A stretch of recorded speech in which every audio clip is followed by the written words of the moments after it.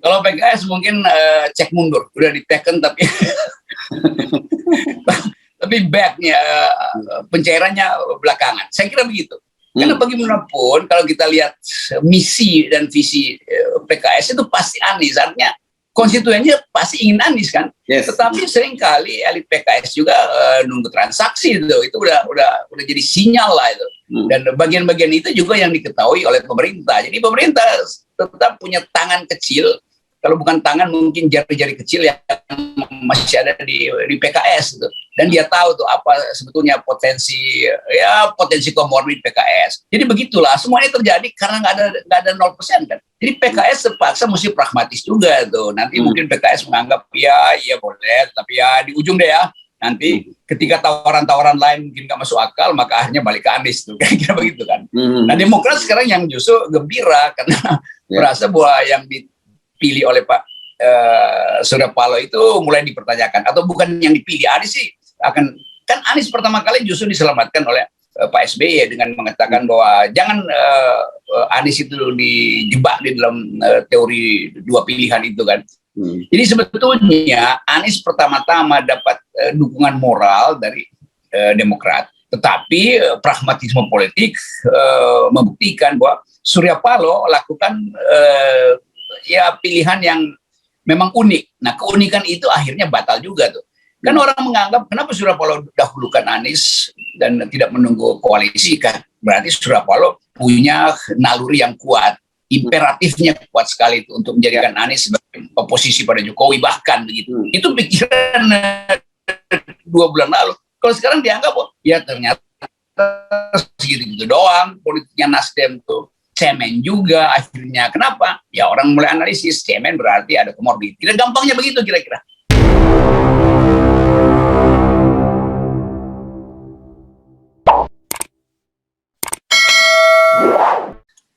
Nah, Bung Rocky, kita sekarang ngomongin politik ya, yang kita sebut sangat dinamis, itu bahasa yang positif ya. Kalau bahasa negatifnya saya nggak tahu apa. Pokoknya saya tahunya yang positif aja, yang dinamis ya. Nah, ini soal Anies Baswedan. Kemarin kan dia sudah mulai kembali lagi mulai koordinasi lagi dengan Nasdem ya, yang disebut Nasdem memanggil gitu.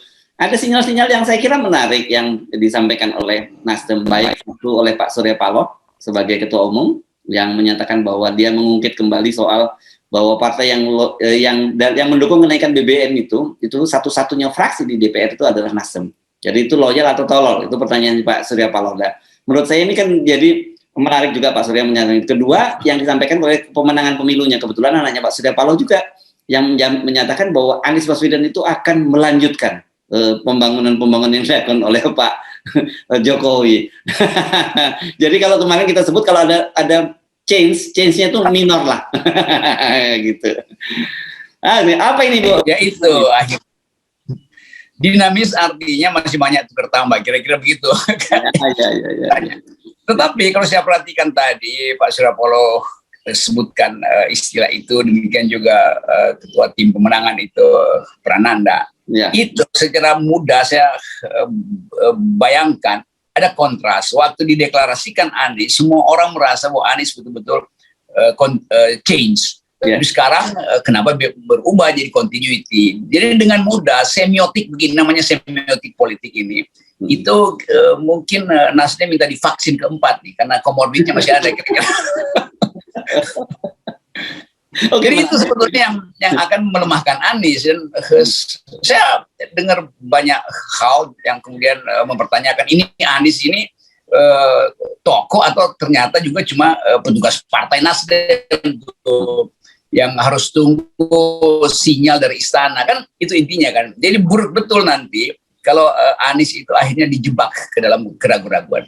Kalau dari awal mengatakan Anies akan meneruskan proyek Jokowi, kita langsung tanya aja kan, apakah Anies akan meneruskan IKN, apakah Anies akan melakukan kereta cepat, apakah Anies akan melakukan hal yang dilakukan Presiden Jokowi, yaitu memajaki rakyat untuk hal-hal yang berbau bisnis negara yang gagal, apakah relasi dengan Cina akan diteruskan, macam-macam tuh. Jadi itu yang mesti jelas, dan itu yang nggak mungkin dijawab oleh Nasdem.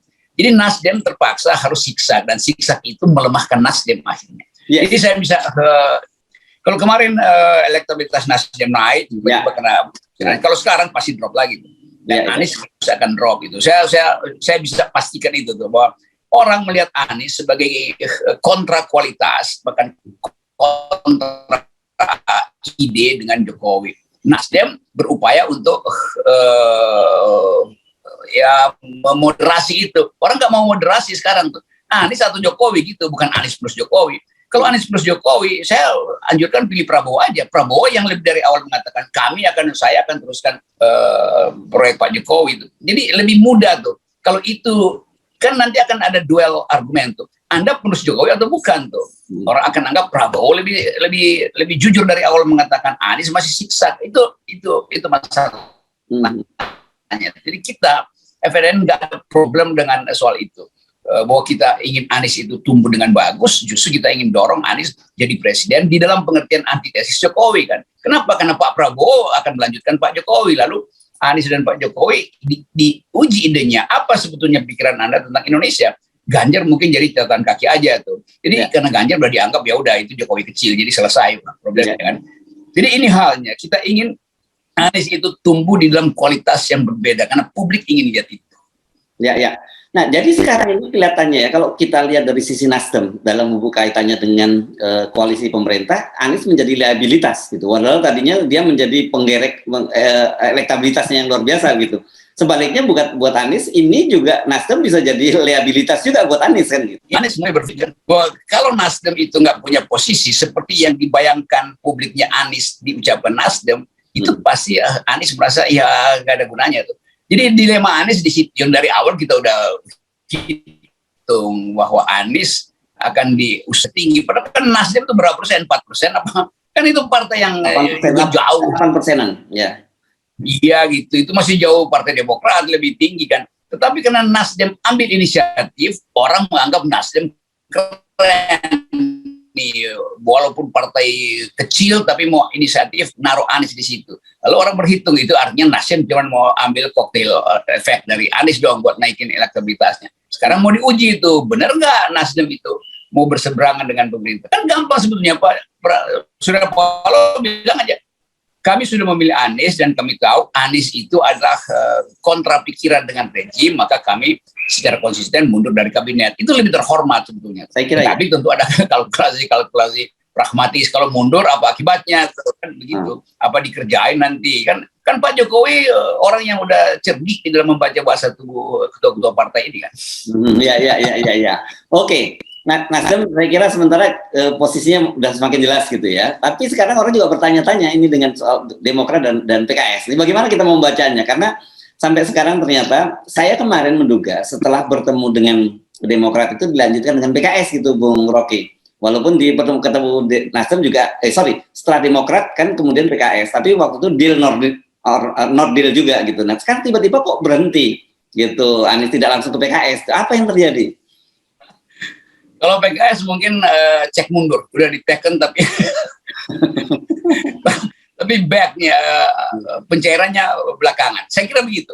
Karena bagaimanapun kalau kita lihat misi dan visi PKS itu pasti Anies, artinya konstituennya pasti ingin Anies kan. Yes. Tetapi seringkali elit PKS juga nunggu transaksi itu udah jadi sinyal lah itu. Dan bagian-bagian itu juga yang diketahui oleh pemerintah. Jadi pemerintah tetap punya tangan kecil. Kalau bukan tangan mungkin jari-jari kecil yang masih ada di PKS gitu. Dan dia tahu tuh apa sebetulnya potensi komorbid PKS. Jadi begitulah semuanya terjadi karena nggak ada 0% kan. Jadi PKS terpaksa mesti pragmatis juga tuh. Nanti mungkin PKS menganggap ya boleh, tapi ya di ujung deh ya. Nanti ketika tawaran-tawaran lain mungkin nggak masuk akal, maka akhirnya balik ke Anies tuh, kira-kira begitu kan. Nah Demokrat sekarang yang justru gembira karena merasa bahwa yang dipilih oleh Pak Surya Paloh itu mulai dipertanyakan, atau bukan yang dipilih Anies sih kan Anies pertama kali justru diselamatkan oleh Pak SBY dengan mengatakan bahwa jangan Anies itu dijebak di dalam teori dua pilihan itu kan. Jadi sebetulnya Anies pertama-tama dapat dukungan moral dari Demokrat, tetapi pragmatisme politik membuktikan bahwa Surya Paloh lakukan pilihan yang memang unik. Nah keunikan itu akhirnya batal juga tuh. Kan orang menganggap kenapa Surya Paloh dahulukan Anies dan tidak menunggu koalisi, kan berarti Surya Paloh punya naluri yang kuat, imperatifnya kuat sekali itu untuk menjadikan Anies sebagai oposisi pada Jokowi, bahkan begitu. Itu pikiran 2 bulan lalu. Kalau sekarang dianggap ya ternyata segitu-gitu doang politiknya Nasdem tuh. Cemen juga akhirnya. Kenapa? Ya orang mulai analisis cemen berarti ada komorbid. Kira gampangnya begitu kira-kira. Ya. Jadi ini masih panjang ceritanya dan ini saya kira kemudian kembali membuktikan kritik kita terhadap sistem politik kita saat ini ya, terutama yang tadi presidensial threshold 20%, kemudian biaya politik yang sangat mahal, kemudian kan jadi mau nggak mau kan selain soal posisi itu yang Anda sebut tadi kan soal mahar lah gitu ya. Kira-kira Anies sanggup nggak nih membiayai untuk kampanyenya, kan kira-kira gitu, cek mundur tadi gitu ya. Ya, itu cek mundur begitu. Kan kita bisa duga kira-kira ya 3-5 triliun mesti habis. Minimal satu setiap partai, berarti mesti 3 partai nyumbang itu. Jadi bukan sekedar nyumbang elektabilitas, nyumbang uang, dan itu mahal sekali kan. Dan Anies mungkin berpikir bagaimana caranya tuh. Nah, kesulitan itu pasti diincar oleh para pemodal. Oligarki pasti diam-diam kirim proksi untuk nawarin, ini gue bagian ini, kita bagian ini, nanti ya udahlah, gampang lah atur-aturnya nanti. Jadi tetap yang selalu diingatkan oleh FNN, kekonyolan dari politik kita yaitu pakai threshold. Yang kedua, permainan-permainan politik ini tetap menggoda para capres. Itu yang kita putuskan. Kalau begitu keadaannya, mari kita lakukan gerakan LBP, Liga Boykot Pemilu. Kan masuk akal jadi ya kan. Nanti orang berpikir, ngapain Rocky Gerung FNN promosikan begitu? Enggak, ini justru teguran moral bagi kasakusuk yang dasarnya adalah mengakali 20% itu dan mengakali biaya politik. Karena semuanya cuma itu intinya tuh politik Indonesia.